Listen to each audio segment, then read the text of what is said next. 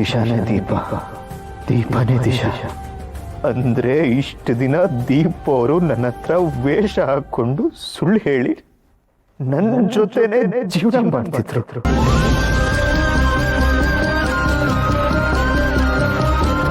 ನಾನು ದೀಪ ಅವ್ರನ್ನ ಎಷ್ಟು ಮಿಸ್ ಮಾಡ್ಕೋತಿದ್ದೀನಿ ಅಂತ ಅವ್ರಿಗೆ ಗೊತ್ತಿತ್ತು.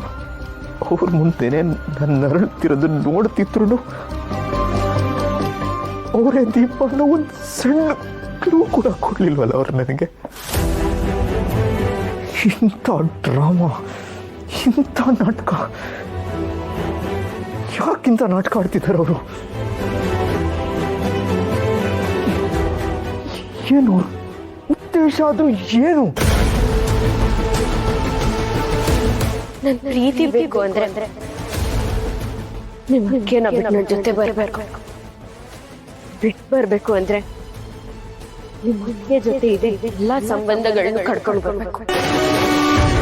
ಆದರೆ ನನ್ನ ದೀಪ ಅವ್ರನ್ನ ಒಪ್ಕೊಂಡ್ಮೇಲೆ ಅದಕ್ಕೇನು ಬಿಟ್ಟು ನನ್ನ ಜೊತೆನೇ ಹಿರಿ ಅಂತ ದೀಪ ಅವ್ರು ಹೇಳಿದ್ರು. ಅದಕ್ಕೆ ನಾನು ದೀಪ ಅವ್ರ ಮೇಲೆ ಕೋಪ ಮಾಡಿಕೊಂಡು ಅವ್ರ ಊರಿಂದ ಬಂದ್ಬಿಟ್ಟೆ. ಆಮೇಲೆ ದೀಪ ಅವರು ನೀರಿಗೆ ಬಿದ್ರು ಅನ್ನೋ ಸುದ್ದಿ ಬಂತು. ದೀಪ ಅವರು ಬದುಕೇ ಇಲ್ಲ.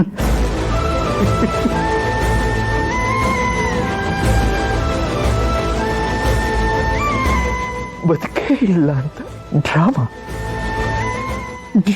ಮಾಡೋ ಅವಶ್ಯಕತೆ ಏನಿತ್ತು? ಯಾಕಿಂತ ಡ್ರಾಮಾ ಮಾಡಿದ್ರು?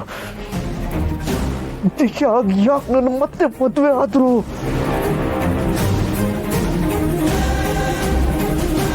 ಪ್ಲೀಸ್ ನನ್ನ ಮಾತು ನಂಬಿ. ಅವ್ರು ಸುಳ್ಳು ಹೇಳ್ತಿದ್ದಾರೆ. ಅವರೇ ನನ್ನ ಕೈ ಹಿಡಿದು ಅವರಾಗೆ ಬಿದ್ದು ನನ್ನ ಮೇಲೆ ಆರೋಪ. ಚಿರಾಗ್, ನಾನು ನಿಜ ಹೇಳ್ತಿದ್ದೀನಿ. ಸೌಂದರ್ಯಗೆ ಯಾವುದೇ ಕಾರಣಕ್ಕೂ ಮಕ್ಕಳೇ ಆಗಲ್ಲ.